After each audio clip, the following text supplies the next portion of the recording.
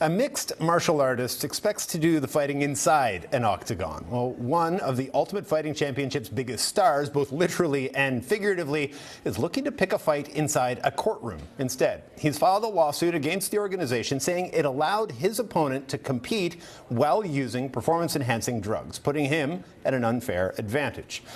Mike Bohn is a sports reporter for USA Today and Rolling Stone. So just on the broad brushstrokes, walk us through what this lawsuit is, what they allege happened. Well, essentially, Mark Hunt believes the UFC about a year and a half ago signed a deal with the U.S. Anti-Doping Association, which oversees all drug testing in and out of competition. They can drug test athletes at any point they want, 365 days a year. And Brock Lesnar, he hadn't fought in a long time. He retired in 2011 and was not planning on coming back to the sport, but he kind of made a surprise return for this big event in July, UFC 200, and typically for an athlete coming out of retirement, they feel they need a 4-month testing window for this athlete. So if you want to come back, you need to go through the proper channels. They need to test you to make sure you are competing clean. They waived that for Brock Lesnar about 5 weeks out for the event, the one and only person that's ever got that exception. So of course, Mark Hunt, he was implying it from the very outset. He said, I believe this guy's juiced to the gills, this and that. Of course, you know, coming from a WWE We're looking background. at him here. That's him. And he's an enormous human being. He is a freak athlete. There's no question about that. He has been his entire life. But,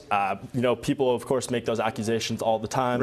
Mark Hunt felt very strongly, but he also knew that they waived this exemption for Brock, and he felt that he was cheating the entire time. And then, of course, it comes back afterwards. He fails a in-competition drug test and an out-of-competition drug test around the time of the fight. And Mark Hunt, of course, gets very upset with this. And, I mean, the crux of it is that he failed the test. They did the test before the fight, but we didn't find out about it until after, right? That's a big-time problem. I mean, we've seen in other sports, you look at boxing, there has been multiple instances where fighters, the drug test results will come back early and they will pull the fighter from that result or from that contest, and fighters have drawn up lawsuits over that. They've said, you know, lost damages, all these kind of things. Mark Hunt actually got in the cage. He lost the fight, which, of course, puts a loss on your record, hurts your reputation.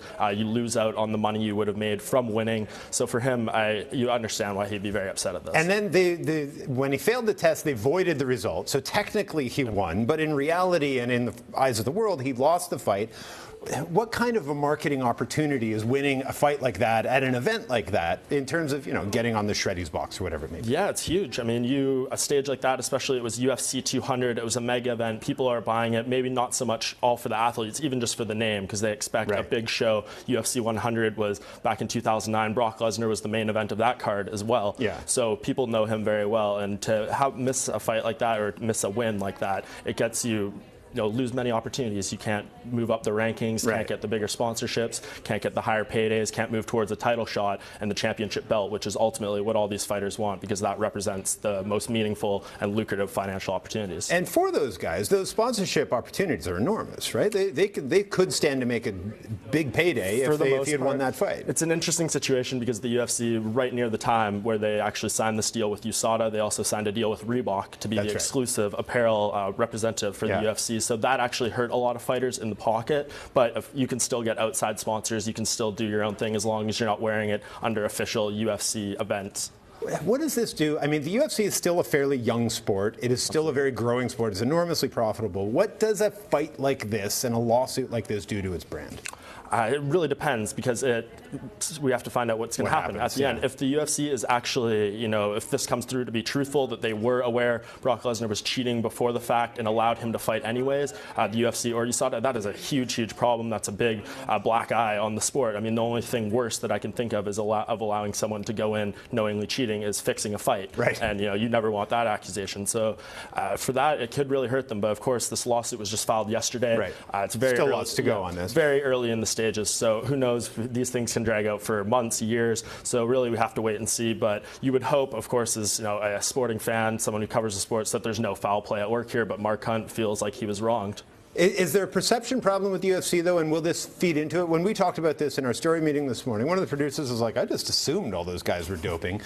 Is that the perception, or are they trying to keep that as clean as they can with the doping regulations? They are. I mean, you look at how the UFC is the drug testing with USADA compared to other sports. It's very strict. They can show up at your house, your doorstep. Right. It's like Olympic athletes. Yeah, anytime, as opposed to, and that's one of the problems with kind of the infancy of the sport. There's no unions, there's no players associations. So basically, the UFC was able to just sign this deal with USADA, and it's, you know, you wake up one day and that's how it is. Life is for the fighters, as opposed to other sports where players' unions will negotiate the severity of drug testing, what the punishments will be, what they're testing for, what they're not. So. Well, and they'll also look into compensation. And is there a problem with the way and the structure of compensation for UFC fighters? I mean, Brock Lesnar got to keep his money from that fight. He lost the fight and he faced a fine. Yep, but he made money off that fight, right? Yeah, absolutely. He got his purse contracted just for showing up and fighting was $2.5 million compared to Mark Hunt's $700,000, and then that's not even including what Brock Lesnar got from a percentage of the pay-per-view,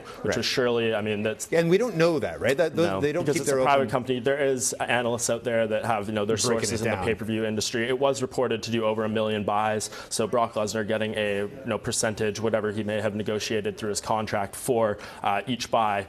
I'm sure he did very well on top of that $2.5 million, and he only got the $250,000 fine for this and a 1-year suspension. So he could, by all intents and purposes, come back next July, fight again, and you never know. This could all happen again.